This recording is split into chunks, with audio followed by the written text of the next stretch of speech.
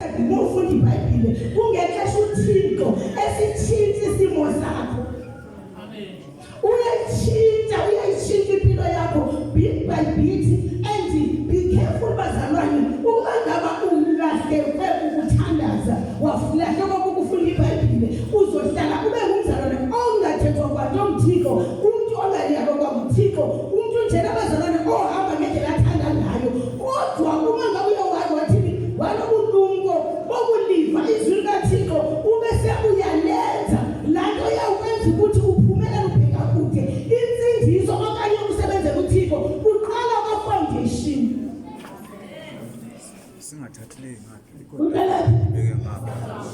awukwazi bangcwele ukwamkela uYesu uthi sokwamkela uYesu uhlale nendlini sobahlala nendlini lapho amen wenza mezana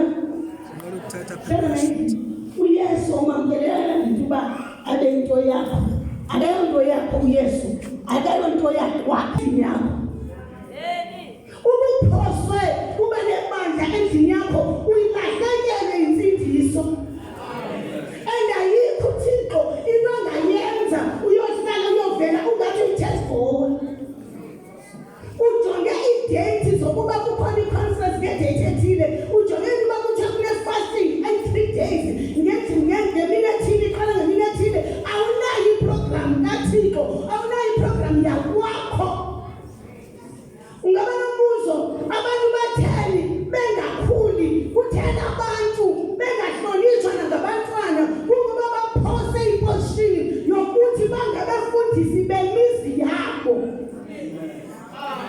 Uba uphose ukuthetha ngoYesu ube ngumshumayeli wakwakho uze nakwakho ube nabashumayeli bakwakho haleluya ubuyiphosa apho bazalwane awusazuye ebantwini isibabalo sivela ngenxa yokuba uyisenza amen. Namhlanje isikhethele ukwalusa bazalwane konke lula kulula ukwalusa cela phakamisa izandla abantu bathi hayi kulula sisikhulula akho ukwalusa kwalusa uqala kanjani uqala ngento ba wena uyiqala endlini uhambe kumakhelwane and lento ithempuleni yakho khawuphinde wena ubheke nayo phesha kwethiha uyobazisa ngoYesu ngelo xesha uyazi ukuba kunento ebekwe nguThixo kuwe anytime leyodwa awunozibona sekuthi umalusi ungenayo nomnye umphefumulo awukwazi ukhona amen bangcwele ivangeli ukuze ulive ivangeli uzoliva ngoba wena ulenza then more ulenza uyakhula ekubabeleni kaThixo then ke ngoku ayavela amandla kaThixo ngoba uzozibona phi khona ukuba wena uyakwazi ushumayela umuntu amkela uYesu uzozibona ukuba abantu amkela uYesu begula uzubeka izandla kubo baphile ngoba insindiso ine-background uyazazi ukuthi boyekwandinceda ngexesha ndigqiba ukwamkela uYesu umele ndincede nakule ndawo sendikuyo haleluya sona bendifuna uyiveza yoba iqale eqaleni insindiso into okuvela kwesibabalo sivela kuba uyowephuthalela intoni nani insindiso ungaba nombuzo manje indaba yokwalusa uyithathaphi ndangazinto nami ngesibabalo kodwa uThixo wanceda uThixo ndimohleli kuye uThixo uyakunceda ubona indlela oyikhuthalele ngayo insindiso cela sijonge incwadi yama-Efese chapter 4 verse 7 qhubekelani ekuthuleni uyalalela 4 verse 7 sibhale bazalwane ngoPetros wokuqala chapter 5 verse 2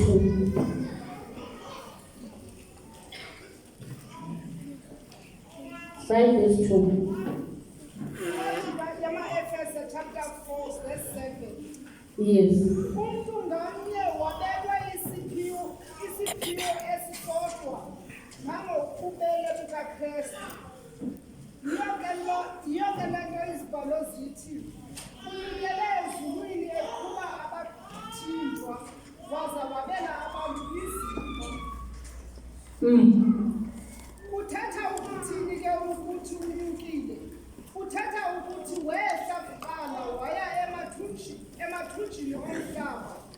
Lowo ke wehlayo usekwangulo kanye wenyukela ngaphaya kwamazulu.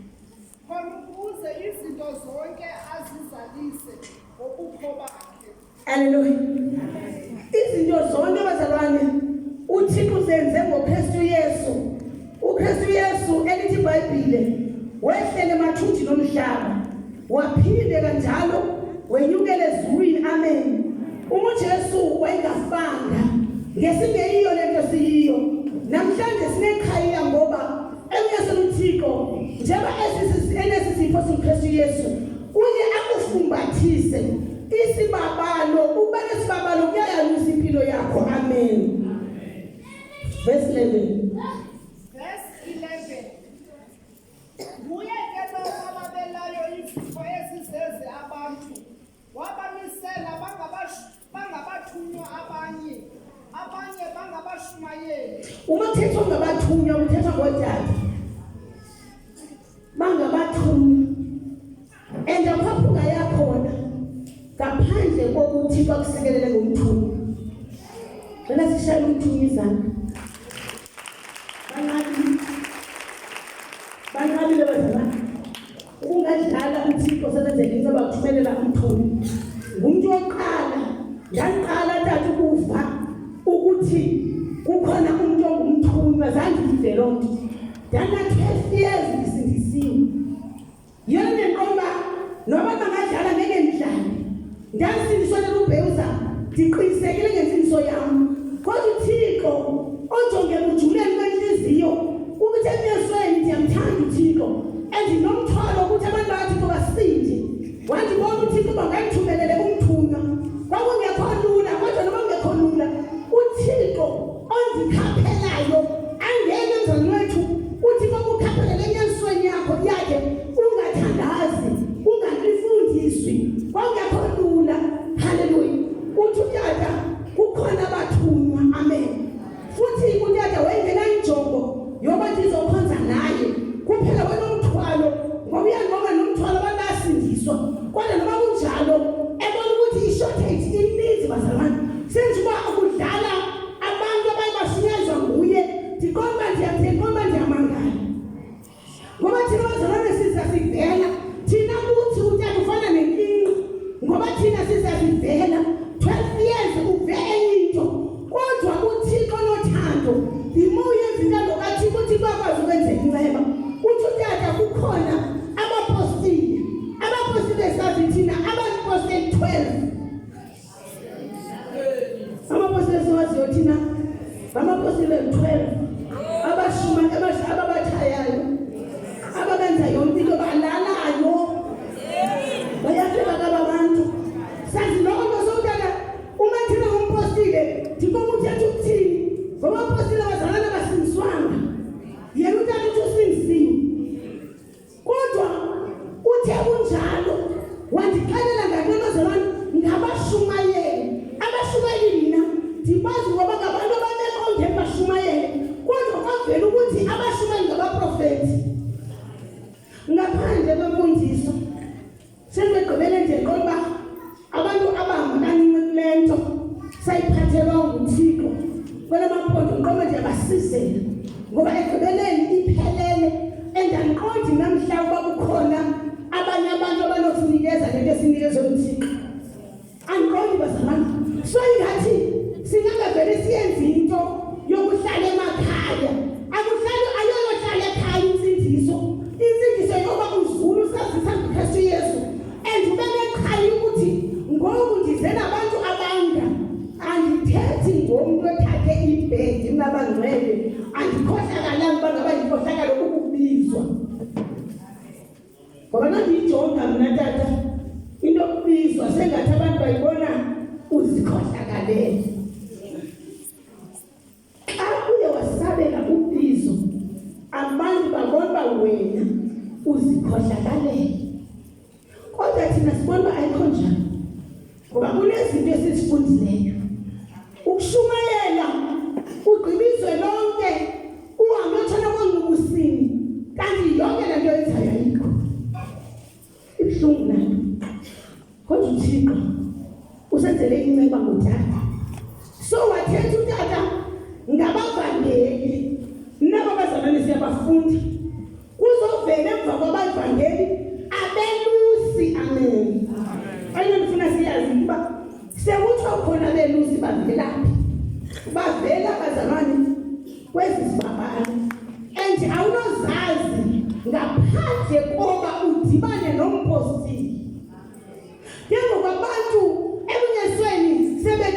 abapostile abamthatheli ingqalelo kodwa ingaphakathi iyakholwa.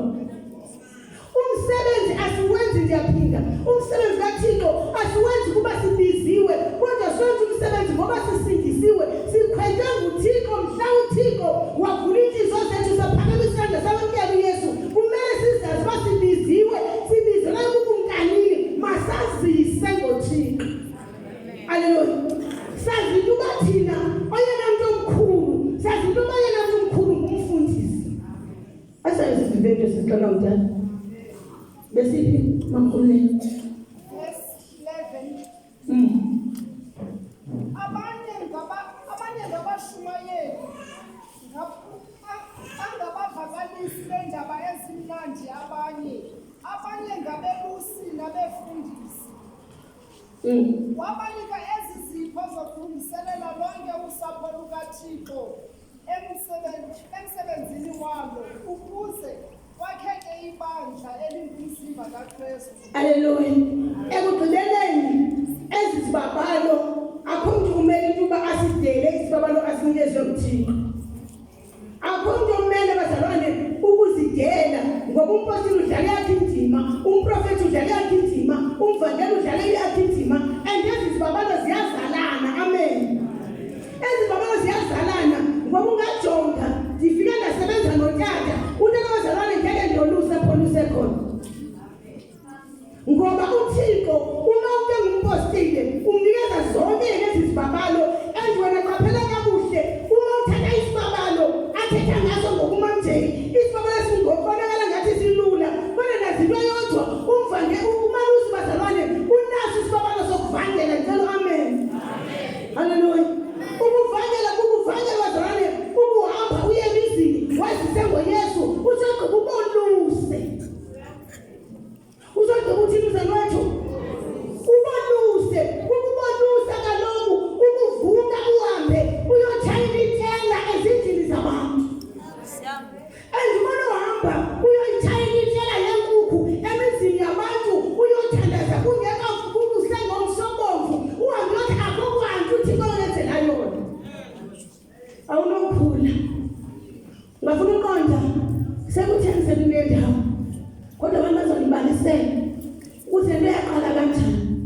Ungaba ngayo kutata, ungaba ngayo kumasibulele, ungaya ngaphi, awukwazi bazalwane, awuphumuli. Xa uThixo kunikeze isibabalo awuphumuli. Umzekelo unezinto ezibonakalayo ukuthi bangaba ubungekho ungumalusi ingabe ubani akekho. Amen. Haleluya. Ndiyajonga nje unombi bazalwane uba sasingamahambeli ngengekho kule ndawo asikwazi ukubheka ubashumayeza bamamkela uYesu ize singaye emizini yabo. Zima usiya emizini yabo uhambe uyohlamba izitya. Umalusi usebenza nzima kakhulu, kufuneka ngohlamba izitya ngoba lo mntu lokukhalele nokubutha. Uyabuthwa bazalwane ngabantu abangenasibabalo. Haleluya. Lo mntu uhlala komakhelwane, lo mntu udinga ukuhlamba kodwa uzofika umncedise uthi bendicela into uba mna mandibazivase ezitya wena uhlamba ngoba simele basiyothandaza kwabani. Umalusi bazalwane unoxanduva ngoba injongo yakho ufuna ukumzuza and unomyeka mamunxele ningakhange liye enkonzweni. Kufuneka enkonzweni ukwenzela ithuba azane nabantu abasindisiweyo. Haleluya. And umalusi unomthwalo bazalwane ngokuthandazela iingxaki zabantu. Lo mthwalo ke xa ungenayo umpostile uzoba yinto yakho ngoba bazalwane emyesweni ushumayela ungenanto. Ndiyayazi lo shumayela ungenanto kodwa ufike umuntu umhla uqaphela kunzima ngoba nombuzo kuthena abantu bephila netshomi bazothi ungaphili netshomi bazothina bathetha indaba bezogqiba babonekala iligubo. Thena kakhulu umhla ngomilimili apha ayikho into enzima njengathi kungakunamilimili. Endizobatyisa ntona abantwana uma ngaba ungena ungazi ubheke esithomini and kulapho uzofika abazalwane ufika msethi sesi esithi mna kaloku ndincedwa ngumtha wam. Ayikho lula bazalwane. So ngexesha wena ungakwazi ukushumayela wazise ngoYesu, still usezoyolalwa. Uzoyolalwa yinto ezoda kuyolalwa, awuphumanga ehlabathini. Into endlela siphume ehlabathini, iBhayibhile lithi phumani ezweni. Haleluya. Awunophuma ezweni mhla ungashumayeli. Kufuneka uxele iphele endlebeni ebantwini. Usithi uYesu. Usithi uYesu. Uxele uba lo Yesu wafika abantwana bam belamba, wafika abantwana bam bengalali, besukuma beme ngeenyawo, bezula. Ndandilayita isibane ubusuku bonke, kunyanzeleka uba nesibane. Phofu ngelo xesha ndiswele, uyayibona laa nto. Kodwa xa kufika uYesu, noba ziyenzeka ezi zinto, kodwa unento kwenza. Ngoba uyahamba endlini yomntu uthandaze ngalaa mntu, ube noxanduva lalaa mntu, uba angabi sabuyela ezonweni. Umzekelo, ndihamba ndiyabona uNompile, kufuneke ube yiloo nto. Yazi nomugwanya, ndicela ungaqhubeki mntana, ndivukela into yoba mna isiqu sami ndabeleka umntwana ethiwa nguOdla emqolo. Andinamntwana kodwa bafuna ndibeleke umntwana. Ndihambe ndiyofika emangweni, uyasebenza umntu ombalisi ngoba into ayifunayo ufuna ukumzuza lo mntu. Amen. Ndimbelekile uOdla, phofu kusafuneka ivasi abantwana bakanoHombile abanezilonda.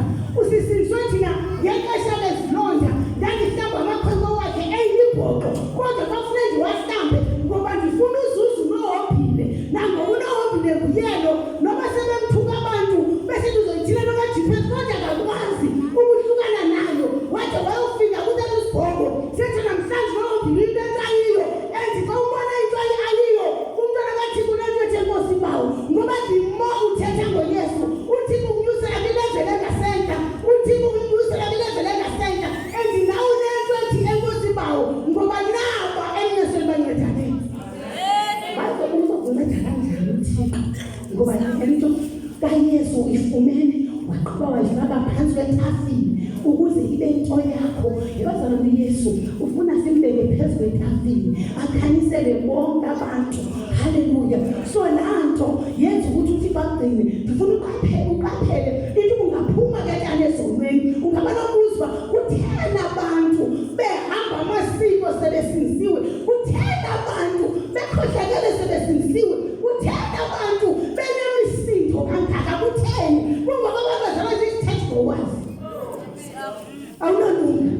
Indaba kaYesu ifuna umuntu ozoyisebenza, ngoba ndime usebenza unomthwalo, ndime usebenza nomthandazo, ndime usebenza uyayibona ibhandezelo, and uThixo azogqiba kublese. Akuthini uThixo? Ubona umthwalo. Mna sinazo utata, ndiba thina ngotata nomama, ndithi sisimangaliso. Ndiba thina ngotata, thina bandiyathandaza mhla, ndithi Nkosi, ndakubona uThixo, umuntu okuzondeleleyo uyakwazi. Ndibona utata nomama uba uThixo wavele wavula amazulu. Ayinakuthi ethi ngabasemampondweni, ndithi kwavulwa amazulu behla gqithi kwaJiphethu. Soze ndimkhohle uThixo, and ndimondla mkhohle uThixo. uThixo uya eqhubeka nobomi. Haleluya. Majonge incwadi kaPetros, uPetros sokuqala chapter 5. Ndifuna iziqaphele yoba emnyasweni zizibabalo ezivela kuThixo. uPetros wokuqala chapter 5 verse 2. Umhlambi kaThixo, verse 2. Walusani umhlambi kaThixo phakathi kwawo. Lo msebenzi sanukuwenza kuba ninyanzelekile. Haleluya. Lo msebenzi ithi bathini? Waluseni umhlambi lo kaThixo. Waluseni. Unoxanduva mzalwane wethu lokuthandaza ngabazalwane. Unoxanduva mzalwane wethu lokubafundisa abazalwane. Ndithe noba ungalusi kodwa unayo teaching. yena uthina ndiyayazi xa umalusi unayo into abangcwele unayo teaching xa umalusi unalo uvangelo uvangelo lwakho umoyo lumnandi ngoba luvangelo lokuya ezindlini luvangelo thini xa uye endlini emzini awusoze ungazisi ngoYesu noba bekuthi uyocela umilimili akho nto ezalwane ibangelo azalwane bekathi bamba kaningi ngathi indala ndinombuzo uma ngoba indlala isenza uba abantwana bakaThixo bahambe kaningi ukwazisa ngoYesu iphinde nobuteki benza uba abazalwane bahambe kaningi ukwazisa ngoYesu asiyiqaphele thina lami xa ulambile uthi ngizofika ngithethele ebantwini xa uhluthi uthi njengoba uhluthi uthi hayi ndigxalekile ndibheka ngapha ndibheka ngapha umuntu ohluthi abazalwane akanalo nethuba lozila ukudla qha uphithizelela yazi ndiyende nomuntu ndiyembana ntoni bazalwane ndiyende nomuntu abantu abalungileyo banothi ayithi yebo nguthi kungincedile kodwa kufuneka phinde ancede xa iphinde kunceda emamthembe thengathulele nje mntam xa iphinde kunceda uthi kwakho ndincede akuthixo ukuncedela uzuko lwakhe ngoba uThixo ngulo othi bazalwane mna uThixo nguloThixo ovumbulula ihlwempu ezaleni alihlalise namanene ngicela amen so ubusika kwakho nguThixo mamungende akuthi yeke ukuya ebantwini hlala ekudleni hlala emzini wakho omhle no lento yokuncedwa kwakho nguThixo yinto eyenza uba uye ebantwini ngakumbi amen haleluya ndingaba nombuzo abantu basinisiwe bake bayathandaza kwaba njengoba usinisiwe uke wawuthandaza kwabanye ngoba abantu abancedekele true wena ngoba abantu abancedekele true wena ngoba kaloku uma usazela kulalali yakho umele ungashumayeli uYesu wakho umele ushumayele uYesu kaTata uba mnandi ancedwa yindoda eyesuka ngapha elwandle eSt John's yafika nje ukubona ndihamba lento abantu zoqaphela uba enyeshe bahamba beyi-1 okwaboko bahamba beyi-1 yintoni abazisi ngoYesu and be careful uma ungaziswa ngoYesu uzodliwa lihlabathi soze naso isibindi sokuphuma ehlabathini awunophuma emasikweni ngoba wena ukwazi ukwazisa ngoYesu kodwa izwi likaThixo lithi lonapha nobebhiza kalawo umuntu omkela uYesu ndanidla ngokuthi xa umkela uYesu ufana nomfazi ozela usana umfazi ozela usana kalala siyathina loo nto umfazi onosana kalala umfazi onosana uyabekela intaba yomntwana ngoba umthethe xa umntwana engawisi kuthiwa ngabanye abafazi kuthi ulivila ngoba utheni wena awumbekela umntwana which means intaba ayiwi emntwaneni ngenxa yoba awumphathalelanga umntwana haleluya kodwa indawo yokusindiswa injalo xa usindisiwe kufuneka ube ngumuntu onapukenisayo de uqaphele into uba lo mzalwane kasalandwa nguwe abazalwane bayalandwa nithi kuthenga umntana abazalwane engani ipetroli ahamba uyithatha xa kumtela ubeuza walusile wenze ntoni unalusile into ethandwayo malinizi ebangela uba alilande ngemoto umowenu nisezohamba ngemali zenu kodwa kufuneka iqale limazi uYesu ukuthi nguYesu onceda imizi yenu uYesu oletha uxolo emizini yenu uYesu ophethe intsikelelo endiqaphela kakuhle mzali wethu intsikelelo iqale enhliziyweni amen awunosuke uzibone sonezimali awunosuke uzibone sele unemoto awunosuke kodwa enhliziyweni engaphakathini uhlupheka uyilonto amen njengoba mina nabantu engibajongayo yazi umnxele ukuhlala kakuhle kuThixo kunomvuzo ukuhlala kakuhle kuThixo kunomvuzo kuthe umjongo umuntu the more unomthwalo umsebenzi kaThixo kungexesha uThixo eya ekunika insikelelo kungexesha uThixo yekunyusa kungexesha uThixo yekwenza umoyika ndinomfanekiso mama usithi mawujeni mna ndifuna uThixo angisikele ngeveni eyona ndifuna angisikele yona yinto yoba ndifuna ukunceda abantwana bakaThixo ndincedise utata abantwana bangenweyo bahlebe nomthwalo wokuncedisa amen ngezinto zabo kumandi kokhenkasifika sekukhwake abantu abatsha angabaziyo umfundisi angabaziyo ezibhrentshini amen haleluya bezinalo Verse 2. Walusani umhlambi kaThixo eniphakathi kwawo.